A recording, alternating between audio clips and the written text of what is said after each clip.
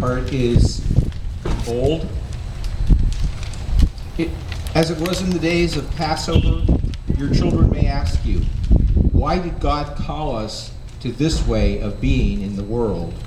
We will tell our children, once we were slave people, now we are free. Once we were no people, now we are God's people. On that first morning, God called us. God called us into his tent under the firmament. Out of God's protection came being.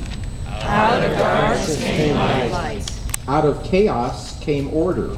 Out of the waters of chaos came life. On that first morning, God called us. This morning God calls us to be the people of faith in the midst of meaninglessness. In the midst of meaninglessness, God calls us to meaning. Out of brokenness God calls us to wholeness. Out of divisiveness, God calls us to community. Out of tears God calls us to laughter.